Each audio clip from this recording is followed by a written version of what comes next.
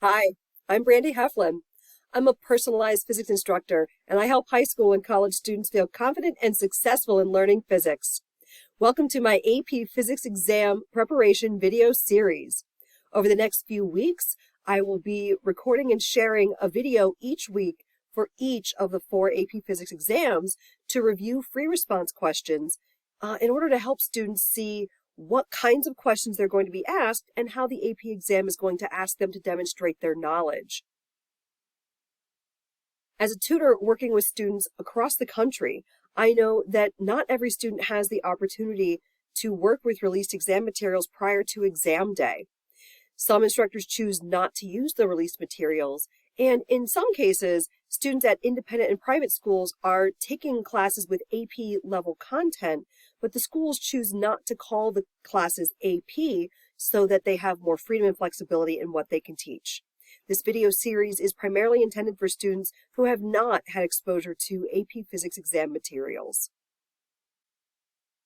So AP Central lists the following types and number of free response questions that students can expect to see on the AP Physics C Electricity and Magnetism exam. They can expect to have one question that is on experimental design or includes a lab-based component. The 3 questions as a whole will assess all 7 of the science practices: visual representations, question and method, representing data and phenomena, data analysis, theoretical relationships, mathematical routines, and argumentation. The question for this video is from the C Electricity and Magnetism exam from 2015, question number 1, which covered Gauss's law, capacitors, and dielectrics. A parallel plate capacitor is constructed of 2 parallel metal plates, each with area A and separated by a distance d. The plates of the capacitor are each given a charge of magnitude Q as shown in the figure above. A. Part 1. On the figure above, draw an arrow to indicate the direction of the electric field between the plates.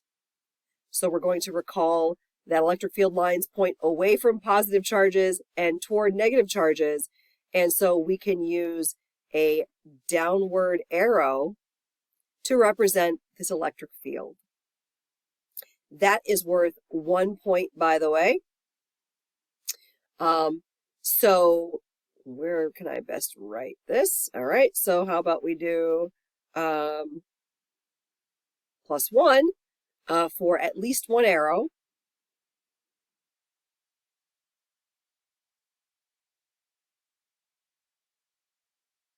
Between the plates, pointing downward,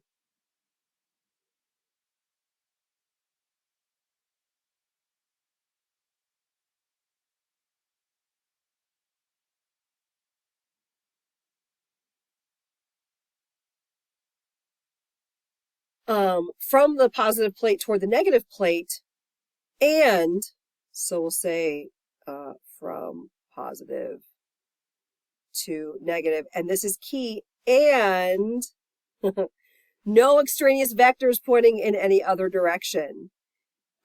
So note that, you can lose an earned point if you have something that you should not have in addition to what is right. No extraneous vectors in any other direction. That's actually a pretty consistent way that the AP Physics exams are scored. So, how about part B? On the figure above, we're going to draw, actually this is part 2. We're going to draw an appropriate Gaussian surface that will be used to derive an expression for the magnitude of the electric field E between the plates. So, what makes an appropriate Gaussian surface? We need to take advantage of the symmetry of the situation. So, since these plates have planar symmetry, we could use a little square pillbox kind of shape that encompasses the inner surface of one plate or the other, or we could use a cylinder. I've seen both used in derivations in textbooks, And so we will dash this in. And the key thing here, you could use it on either plate. You don't have to center it. But it does have to enclose at least the inner edge of one of the plates. So we'll put down here. Oh, I should have changed to orange, but that's okay. I'll just leave it on blue. So +1 for an appropriate Gaussian surface, which again means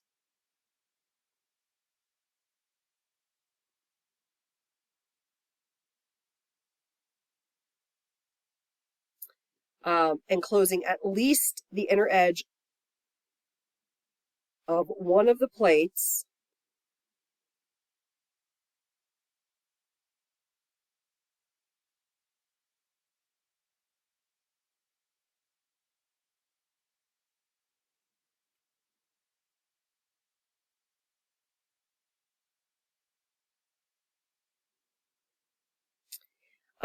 That can also be used to determine the electric field between the plates. And I realize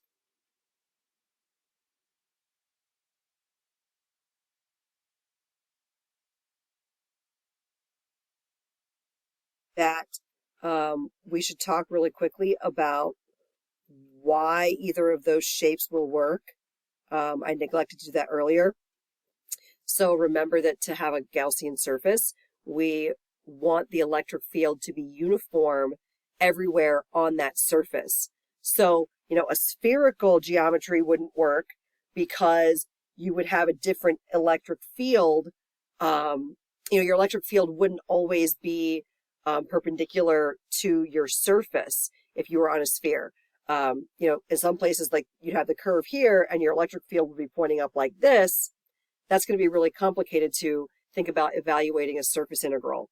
But when we have either like a pillbox shape, which is that little like cube, or if we think about a cylinder that we can put in between the plates that encompasses one of the plates, everywhere on either that square or circular surface, the electric field will have a uniform strength and direction, and that's why either one of those makes for an appropriate surface. Part 3. Using Gauss's law and the Gaussian surface from Part A2, derive an expression for the magnitude of the electric field E between the plates.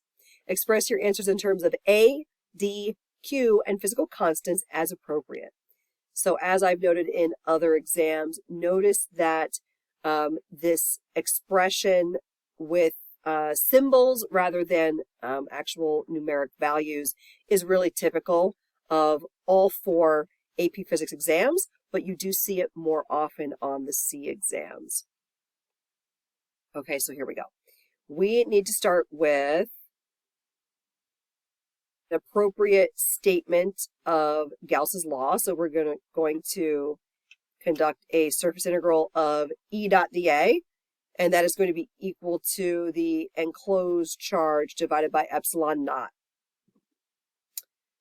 So let's think about for our Gaussian surface, which I'm going to abbreviate GS, we could write this as the electric field strength times the area of our Gaussian surface. That's what A with subscript GS is.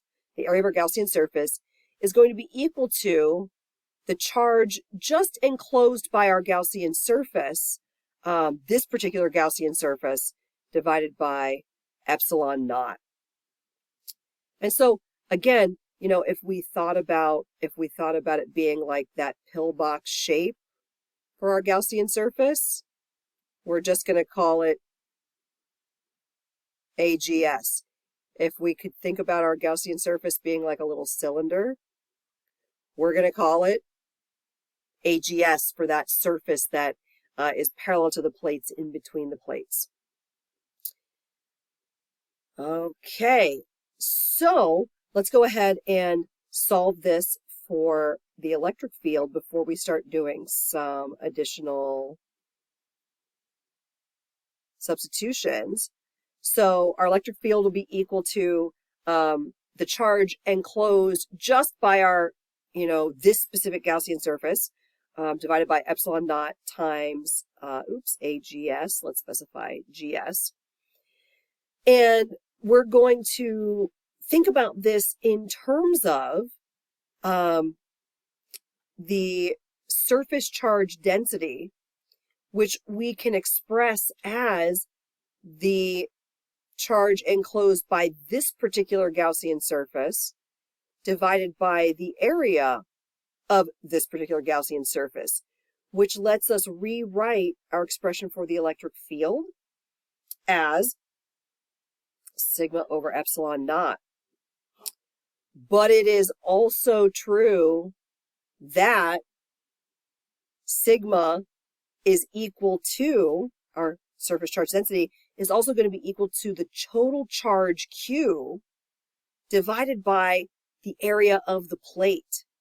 So that is going to let us have an expression at long last of Q, capital Q, over epsilon naught A, where capital A is the area of the plate. Alrighty, so let's talk about scoring. Checking my notes on that. Let me grab another color. So, any correct statement of Gauss's law, and I've lost my, oh, there it is. No, okay. I lose my cursor frequently, so bear with me. It happens at least once every video. So we need any correct statement, a correct statement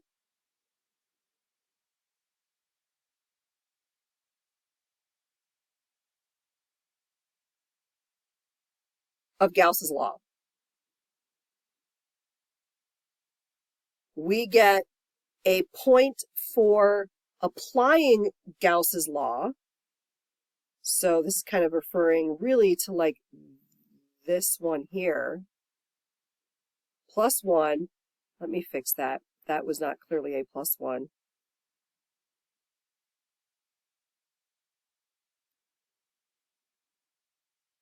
For applying Gauss's law, and there are a couple of stipulations on that. I'm going to be lazy, abbreviate it GL for Gauss's law. Using an enclosed charge and surface area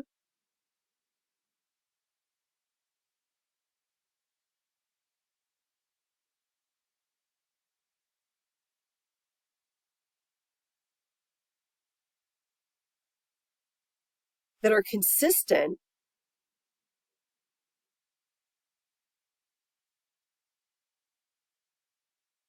with the surface drawn in part A. So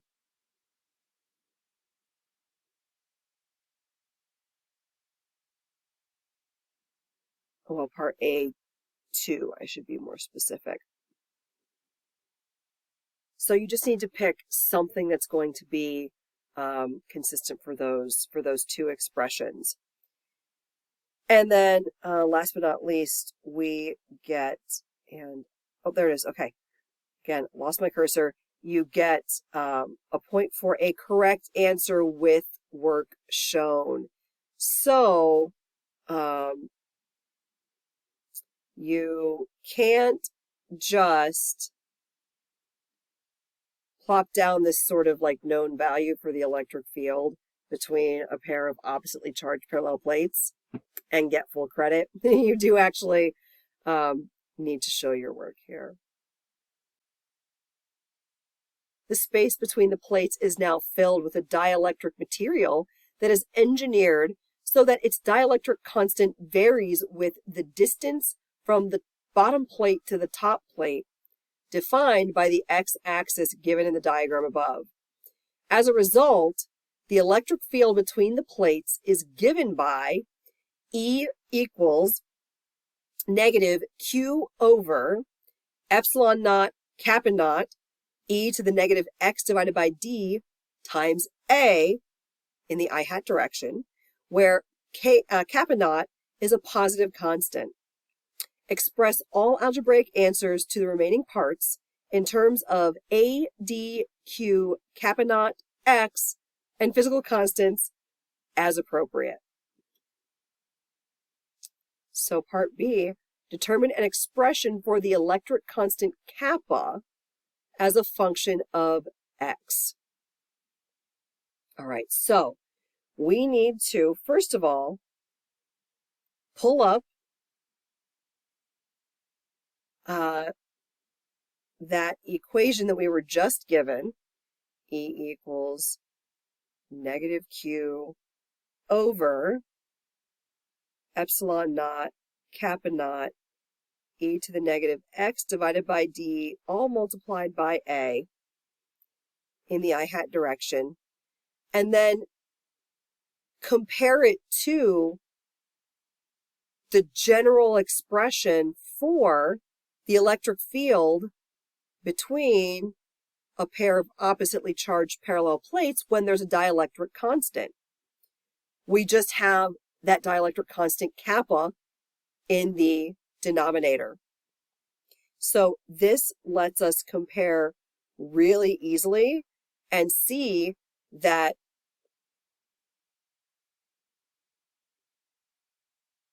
the thing that matches up in the two of them is going to be that kappa must be equal to kappa naught times e to the negative x divided by d.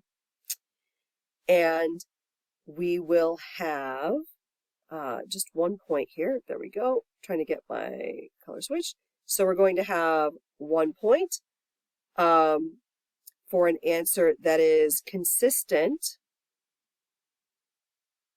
with part A3.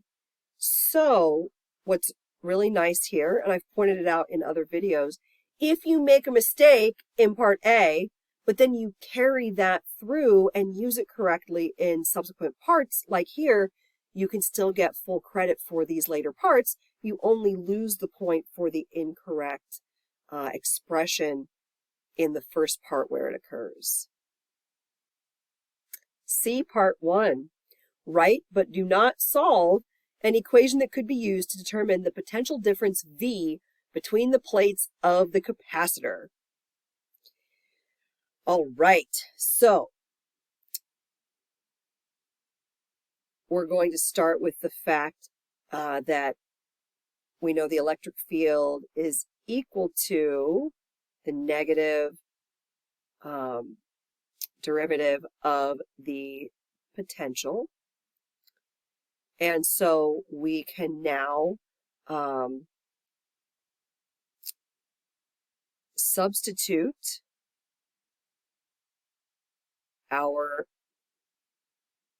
given expression for that electric field. Oops, we're just I need to erase that and clean up both of those just a little bit. A line that slopes down is not going to be helpful as a fraction bar. Let's try that again. How about, there we go, okay. So epsilon naught kappa naught e to the negative x divided by d times a. And we will get a final result for this of dv dx will be a positive value now, q over epsilon naught kappa naught e to the negative x divided by d times a. And we only have 1 point for this part for a correct differential equation.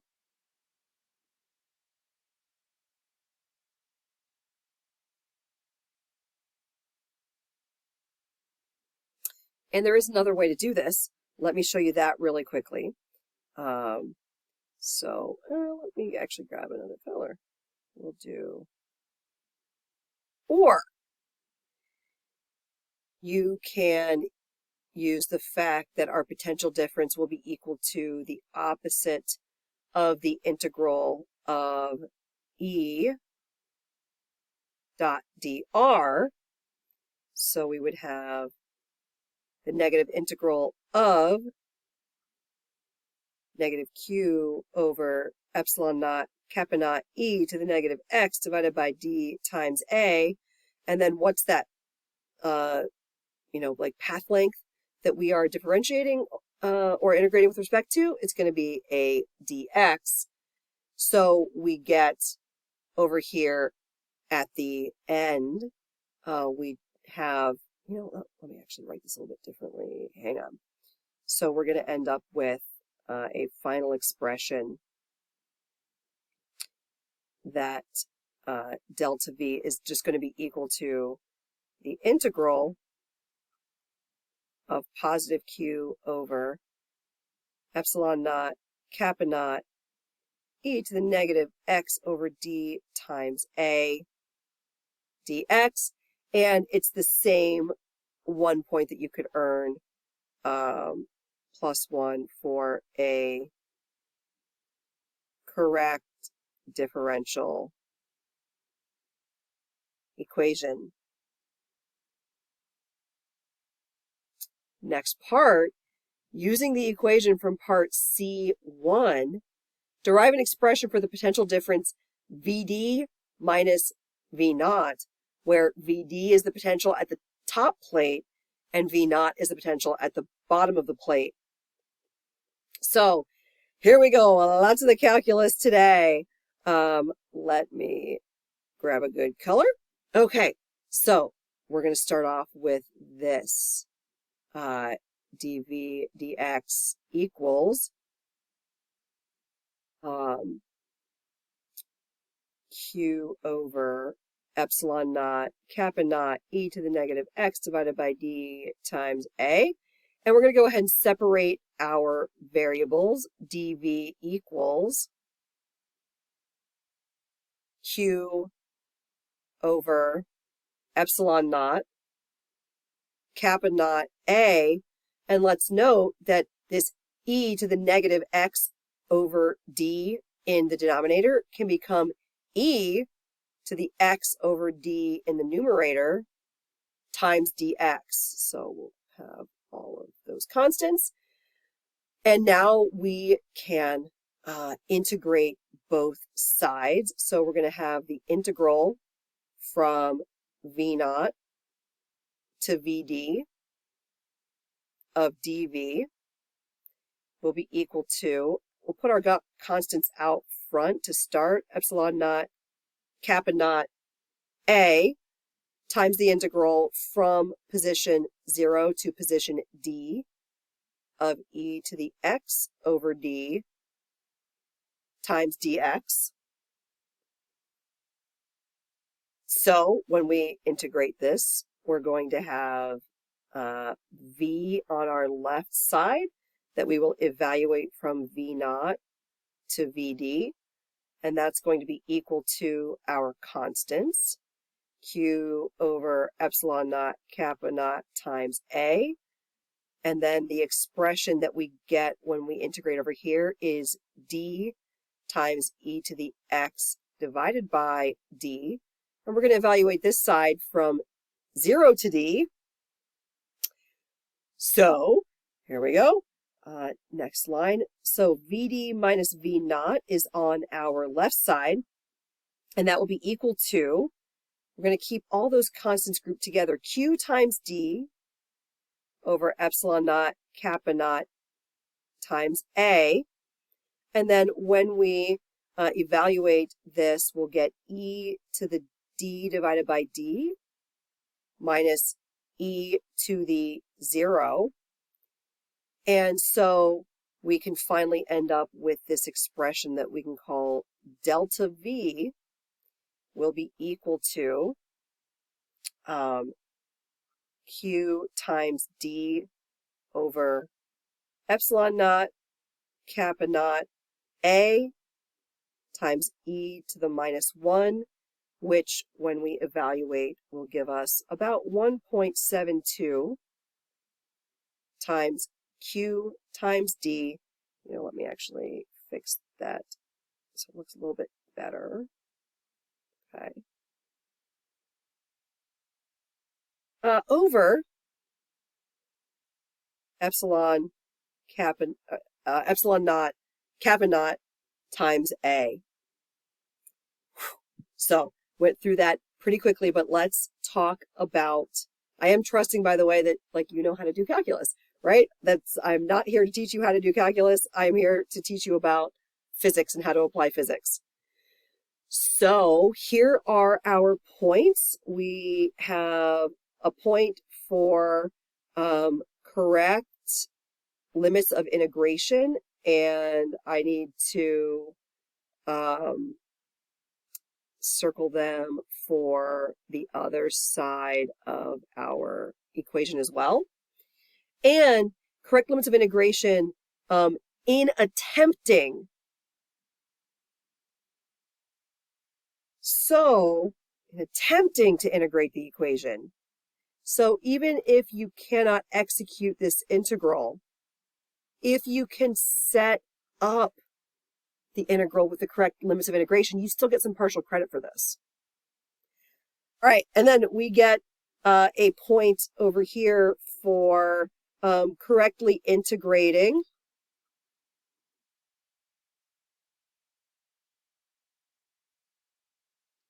And then last but not least, the final point is for having a positive potential difference as our answer.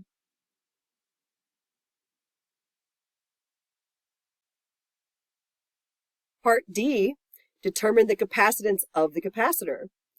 So remember that capacitance is defined as the ratio of charge to potential difference across a capacitor. Well, hey, we just had that expression. We could write it either way, either one of those last two expressions. Q times D over epsilon naught kappa naught A times the quantity E minus 1.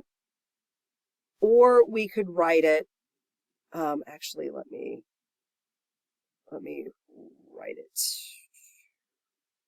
down below. Or we could write this, oops, I grabbed highlighters instead of pen. Hold on, there we go. Or we could write it as Q over the 1.72 Q times D over epsilon naught kappa naught times A. So when we simplify these expressions, we're going to get epsilon naught kappa naught A over D times the quantity E minus 1, or we will get epsilon naught kappa naught A over 1.72 D. You can write it either way. And so our point here is going to be, let me grab pen. So our point here, oops, lost track of my stylus again, or my cursor. We're going to get plus 1 point for an answer consistent with C part 2. So again, if you don't get the correct potential difference in part C, but you can carry it through and use it in part D, you can still get the credit for part D. Part E, the energy stored in the capacitor that has a varying dielectric is UV. A second capacitor that has a constant dielectric of value kappa naught is also given a charge Q. The energy stored in the second capacitor is UC. How do the values of UV and UC compare? Justify your answer. So on questions like this, I recommend that you justify your answer first and then actually make your selection, because you can't make a selection until you've thought it through. So the thinking it through is to justify your answer. So let's do that, and then we'll select, we'll put a check on the right line. So here we go.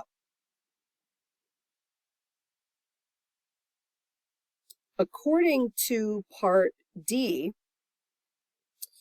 we saw that the capacitance for this variable dielectric constant capacitor is going to be epsilon naught kappa naught A over 1.72 times D. And the capacitance for the one with the constant dielectric constant will be epsilon naught kappa naught A over D. So we can see that the capacitance of the one with the constant dielectric constant is going to be greater than the one that varies. Oh gosh, I just realized I should have done capital D there, because that's the actual symbol that was given for this problem for the distance between the plates. Okay. Next, we can go from here to comparing the energies. So since the stored energy in a capacitor is equal to the charge squared divided by 2 times the capacitance, and they have the same charge,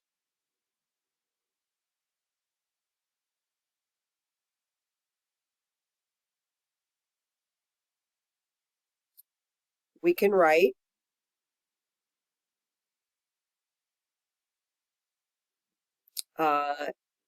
UV is going to be equal to Q squared over 2CV, and UC is going to be equal to Q squared over 2CC.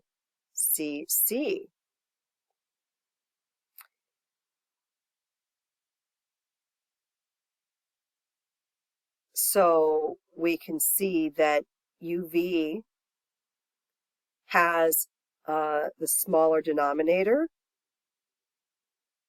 and larger overall values. So sorry that my handwriting is getting a little bit sloppy. I'm kind of at the corner of my tablet here.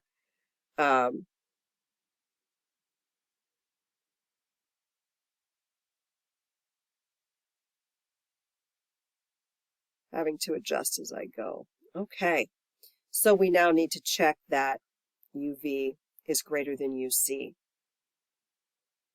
And so here are the points. Our first point is going to be for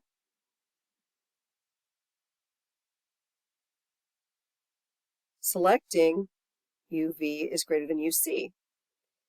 And our second point is going to be for correctly comparing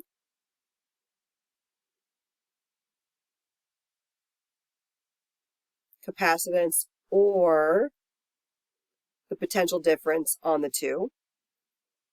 I felt like the capacitance equation was a little bit easier to work with, so I compared those.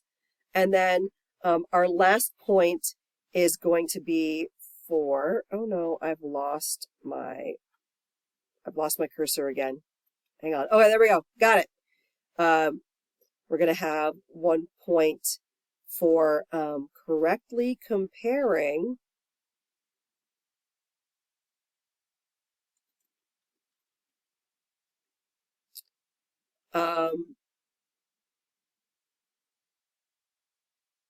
UV and UC consistent with, all right, let's actually make that just look a little bit better. Sorry, my handwriting just gets a little bit sloppy sometimes the longer I've been writing. Go. So consistent with the comparison of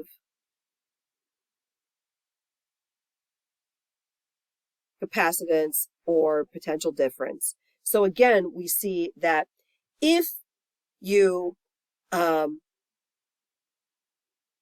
have something that is consistent with, for the energies that's consistent with your capacitances, you can still earn partial credit even if you compared the capacitances incorrectly. So, you know, you would only get 1 point here for correctly comparing the energies consistent with your comparison of capacitance or potential difference, but that's definitely better than earning no points here. So you would have to be correct all the way around to earn full credits.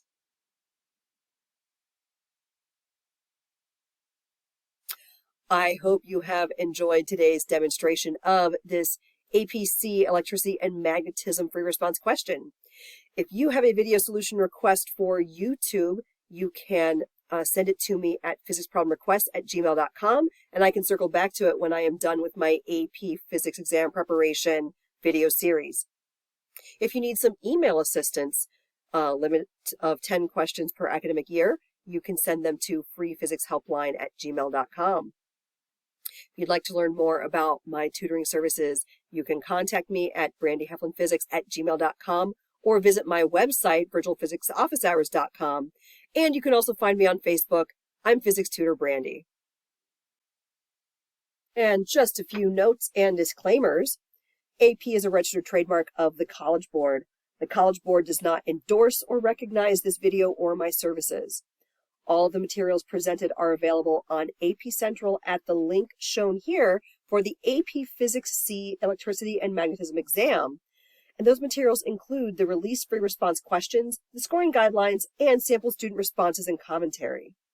I strongly encourage students to review those sample responses to get a feel for the different levels and quality of the responses prepared by the students who actually took these release exams live, and to see what the scorers for that year were looking for and how they decided to award points. If you have any questions, you can reach me at brandyheflinphysics@gmail.com. I'm Physics Tutor Brandy. I love physics, and I love helping you. Until next time.